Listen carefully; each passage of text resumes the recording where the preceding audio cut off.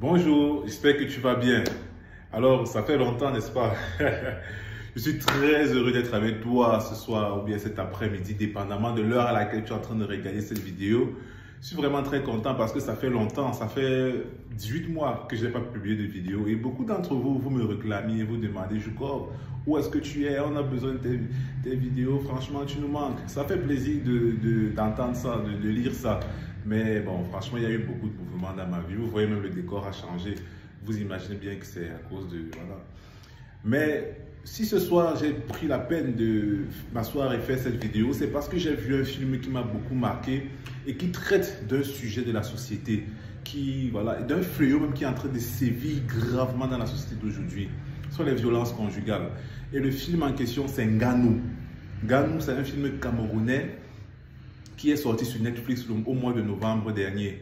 Donc, en novembre 2023, si tu écoutes la vidéo en 2024, ou bien c'est pas bon. Bref, de toutes les façons, dans le film, le personnage principal, Nganou, bat sa femme. De toutes les façons, ne vous inquiétez pas, je ne vais pas vous spoiler le film. Je vais juste utiliser quelques éléments du film pour structurer ma vidéo, qui seront nécessaires pour la structuration de la vidéo. Donc, dans le film, le personnage principal, Nganou, bat sa femme. Et lui également, le foyer dans lequel il a grandi, son père battait sa mère.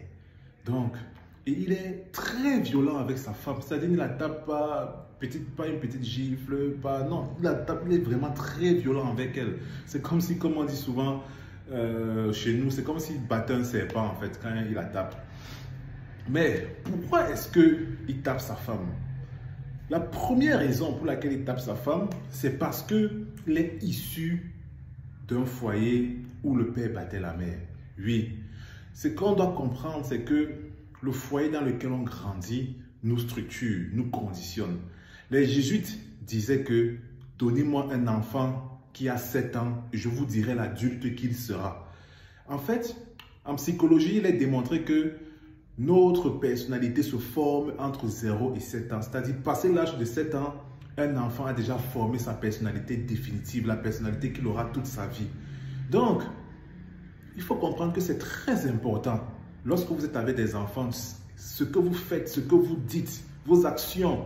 Les enfants écoutent, les enfants absorbent tout ce que vous faites. C'est très important.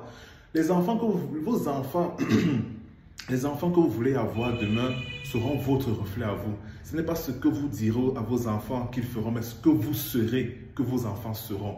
Donc c'est très important de savoir ça et de comprendre que le foyer que vous allez bâtir, l'environnement que vous allez bâtir sera déterminant pour l'avenir de vos enfants. Et c'est ça. La deuxième chose que ce film m'a inspiré, je vais un peu aller dans un livre de développement personnel.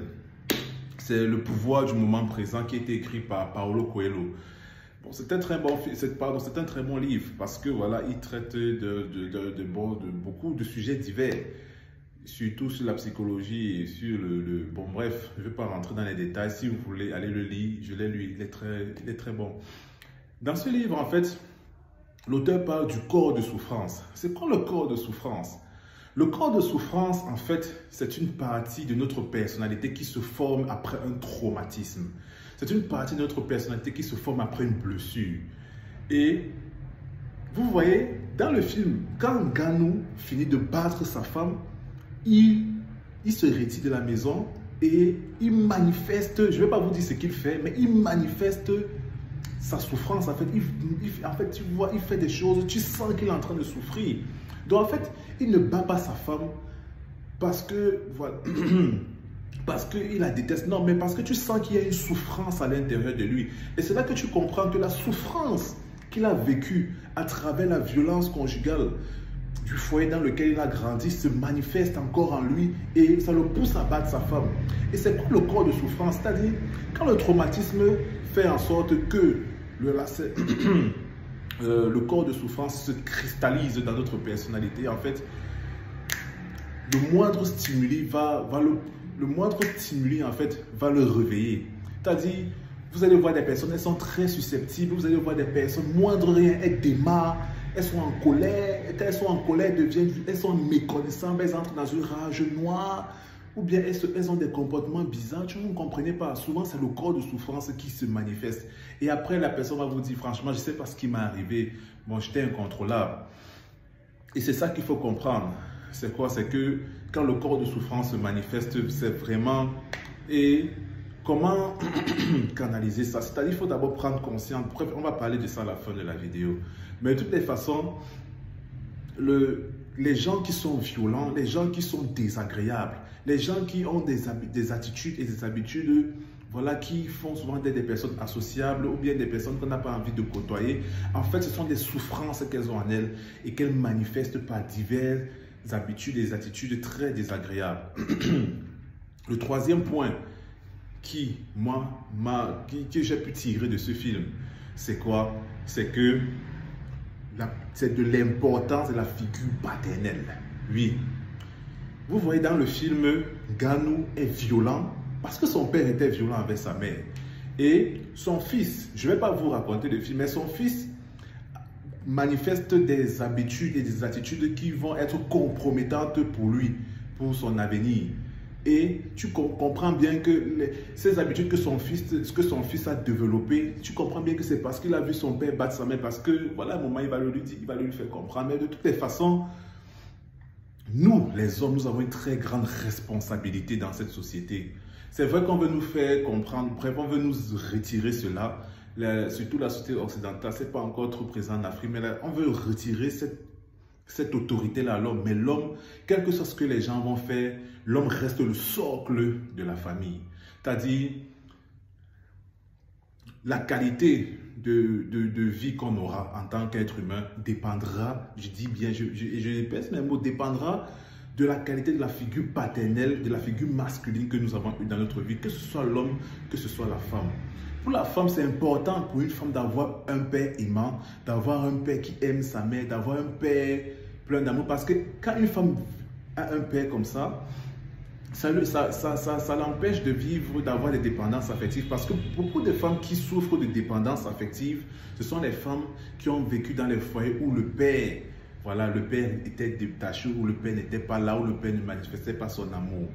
Et aussi pour les hommes, c'est important pour qu'un homme se structure. Moi, je parle en tant qu'homme. Pour qu'on se structure en tant qu'homme, en fait, nous avons besoin d'une bonne figure paternelle, d'un père. Et c'est ça. Donc, l'homme reste le socle de la société. Donc, nous, en tant que socle de cette société, nous avons une très grande responsabilité. Une étude, même aux États-Unis, menée dans le milieu carcéral, avait montré que 75% des prisonniers étaient issus de foyers sans père. Vous écoutez bien, 75% des prisonniers du milieu carcéral américain sont issus d'un foyer sans père. Vraiment, ça en dit long. Donc, c'est pour vous faire comprendre, nous les hommes, nous avons une responsabilité, une très grosse responsabilité. C'est pour ça que c'est important pour nous de travailler sur nous. C'est pour ça que je vais maintenant bifurquer sur ce dont j'ai parlé au premier point, le corps de souffrance et les blessures. C'est-à-dire, nous avons nos blessures qui nous poussent à agir souvent d'une certaine façon, à être violents, à être... bref, à maltraiter les femmes. Non. En fait, en tant qu'homme, nous devons nous asseoir, nous regarder dans un miroir et nous dire, franchement, pourquoi est-ce que je suis comme ça? Et en général, je vais vous dire, souvent les personnes sont violentes, pas parce qu'elles vous détestent, mais la violence, en général, prend sa source de la peur. Je vais m'expliquer. Quand une personne a peur, a grandi dans un milieu enfant, on est un enfant, on est vulnérable. Pendant toute son enfance, la personne a été traumatisée, peut-être elle s'est fait marcher dessus, voilà, bref, on l'a traumatisée pendant son enfance. Et quand elle grandit, enfin, elle ne veut plus revivre ça. Donc, toute situation qui va lui faire penser à cette personne, mais ça reste un homme, qui va lui rappeler ce qu'elle a vécu dans l'enfance, va la pousser à être violente. Pourquoi? Parce que la violence, à ce moment-là, sera son mécanisme de défense. Cette personne va vouloir défendre son enfant intérieur qui est blessé en étant violent. Et vous allez voir que dès que la personne va percevoir que cette situation met en danger mon enfant intérieur, cette personne va devenir violente. Pas parce qu'elle veut vous faire mal, mais parce qu'elle a peur que son enfant intérieur soit blessé. Donc, toi, homme qui regarde cette vidéo, Assois-toi, regarde-toi dans un miroir et quelles sont tes blessures qui te poussent à agir d'une certaine façon qui est désagréable envers ta compagne, envers les gens qui sont tout le temps, envers tes amis. C'est quoi? Pourquoi est-ce que tu as certains comportements désagréables? Pourquoi est-ce que tu es violent? Pourquoi est-ce que tu es agressif? Pourquoi est-ce que tu as une, comment dire, pourquoi est-ce que tu insultes? Pourquoi est-ce que voilà, tu es nerveux? Pourquoi est-ce que tu es toujours sur les nerfs? Pourquoi est-ce que tu es comme ça? Va au fond de toi, fais une introspection et tu découvriras, tu verras que c'est à cause de telle blessure, tu verras.